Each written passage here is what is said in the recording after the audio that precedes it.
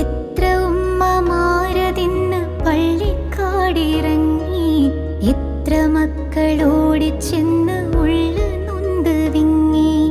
എത്ര ഉമ്മമാരതിന്ന് പള്ളിക്കാടിറങ്ങി, എത്ര മക്കളോടിച്ചെന്ന്